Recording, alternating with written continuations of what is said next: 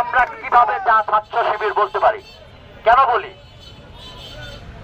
Match light আর গুপ্ত। Match লাইটে আগুন জ্বলে, সেই আগুন আমার শরীরে তখনই জ্বলন হবে যখন আমার গায়ে জ্বলবে।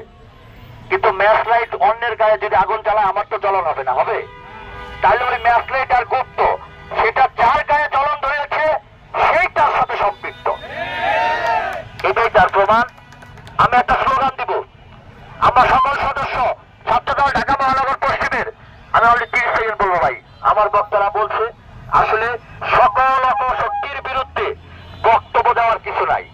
সকল অপশক্তির বিরুদ্ধে সত্য দাঁড়িয়ে যায়, মৃত্যু পর্যন্ত দাঁড়িয়ে থাকে এবং শেষ পর্যন্ত সত্যের বিজয় হয়। আমাদের একজন মহানায়ক ছিলেন, বীর নায়ক যিনি আছেন, আমরা সবাই সম্মিলিত ভাবে বলবো, বাংলাদেশের প্রাণ তারেক রহমান, বাংলাদেশের প্রাণ তারেক রহমান।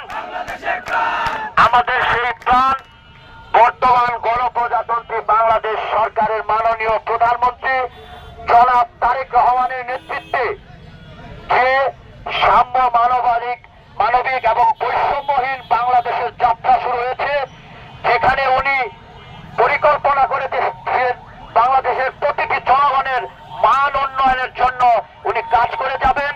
তার প্রাথমিক যে কথা দিয়েছেন সেটা শুরু করেছেন।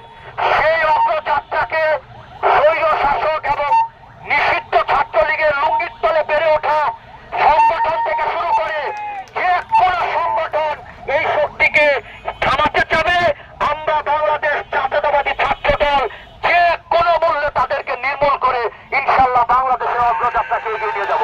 ধন্যবাদ সকলকে, সাংবাদিক ভাই সহ আমার ঢাকা মহানগর পশ্চিমের সকল ইউনিটের সকল নেতা কর্মীদেরকে ধন্যবাদ জানাচ্ছি। এবং আগামীর জন্য বাংলাদেশ ছাত্রদল ঢাকা মহানগর পশ্চিমের যে কোনো কর্মসূচিকে সফল করার জন্য আপনারা প্রস্তুত থাকবেন। বাংলাদেশ জাতীয়তাবাদী